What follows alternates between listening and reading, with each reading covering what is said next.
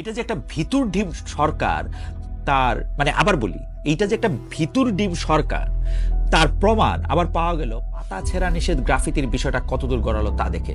অভ্যুত্থানের সময় একটা গ্রাফিতি আঁকা হয়েছিল, একটা গাছে 5টা পাতা, পাতাগুলোতে লেখা ছিল খ্রিস্টান, হিন্দু, মুসলিম, বৌদ্ধ, আদিবাসী, নিচে লেখা ছিল পাতা ছেঁড়া নিষেধ। এই গ্রাফিতি খুব জনপ্রিয় হয়েছিল বহু ধর্ম, ভাষা এবং জাতি নিয়ে বাংলাদেশ এমন একটা অসাম্প্রদায়িক বার্তা দেওয়ার কারণে।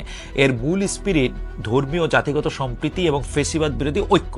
এতদিন এটা নিয়ে কোনো প্রশ্ন ওঠেনি। সমস্যা হলো যখন নবম ও দশম শ্রেণীর বাংলা ভাষা ব্যাকরণ ও নির্মিতি পাঠ্য বইয়ের ব্যাকফ্লেপে এই গ্রাফিতিটি অন্তর্ভুক্ত করা হয়।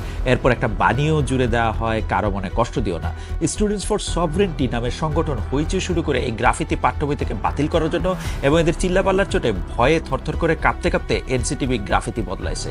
ওয়েবসাইটের পিডিএফ ভার্সনে এখন এই গ্রাফিতির বদলে বলবীর চির উন্নত মমশির লেখা নতুন গ্রাফিতি যুক্ত করা হয়েছে।